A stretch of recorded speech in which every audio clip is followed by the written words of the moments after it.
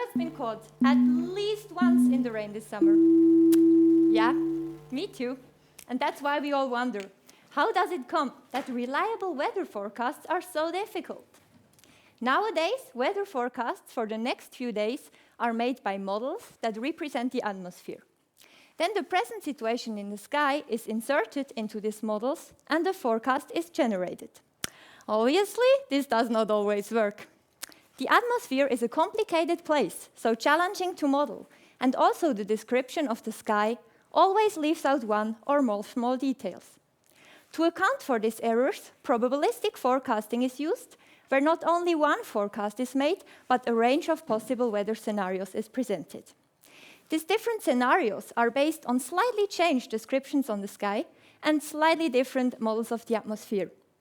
If the different combinations of models and sky descriptions then lead to similar forecasts, the predictability of the weather situation is good, and vice versa. Although this probabilistic approach helps, it is still not enough, and this is where I get involved. What could a regularly drenched statistician like myself contribute? You know, we statisticians are not so fond of wild nature, and we prefer to sit in front of our computer with our data. And staying with what we know, we do exactly this, scientifically called post-processing of weather forecasts. You can imagine this as follows.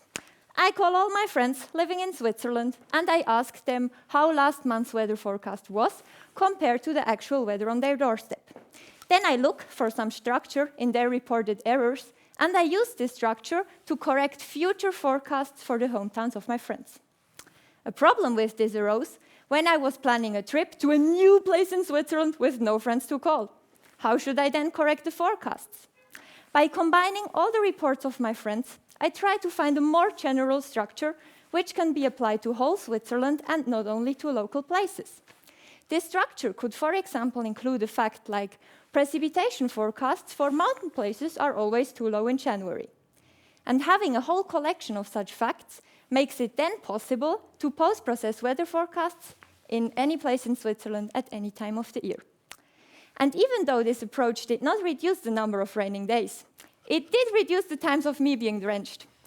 And for the times it is not working, as Vivian Green, a British writer and expert for roll houses, said, life isn't about waiting for the storm to pass.